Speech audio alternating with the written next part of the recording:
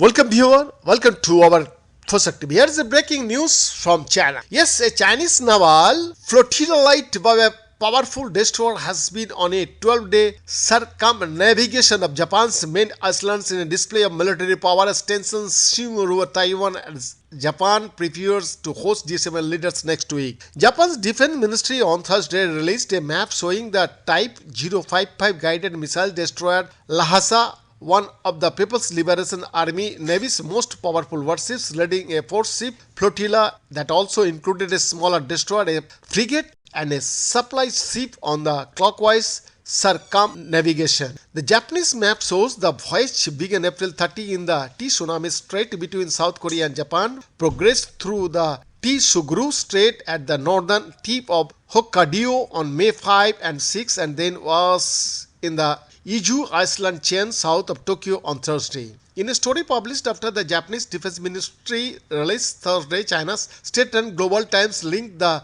flotilla's journey to Japan's recent provocative remarks about Taiwan, the democratically ruled island over which the Chinese Communist Party claims sovereignty despite never having ruled it. Well, the voyage is likely a routine PLA Navy for sea exercise that does not violate any international law or target any third party. It could be seen as a strong message to Japan, the Global Times report said, citing Chinese experts. Japanese Prime Minister Fumio Kishida said in an interview with Nikkei Asia on Wednesday that the peace and stability of the Taiwan state is critical not just for our country but for the whole international community.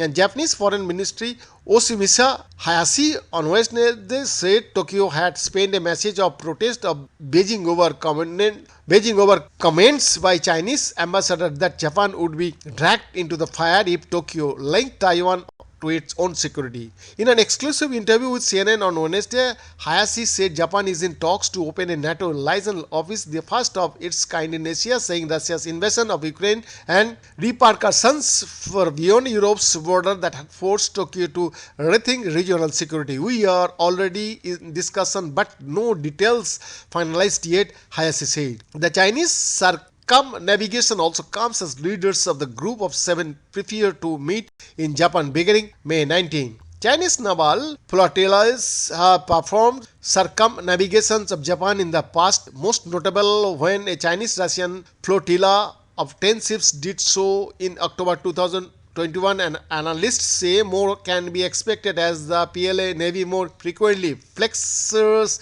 its muscle outside China's nearby water.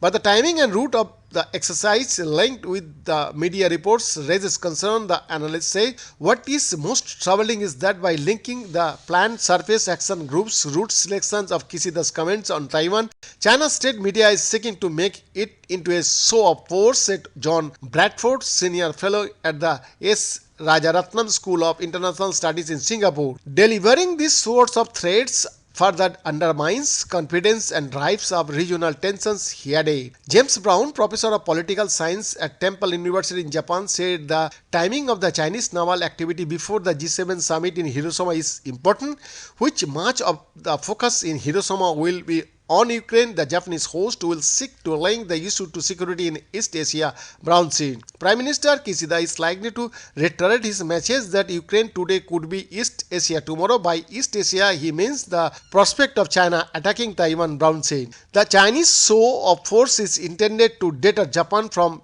deepening security cooperation with the United States and other Western partners. It is likely to achieve the opposite, he said. Behind the report, Fosak TV.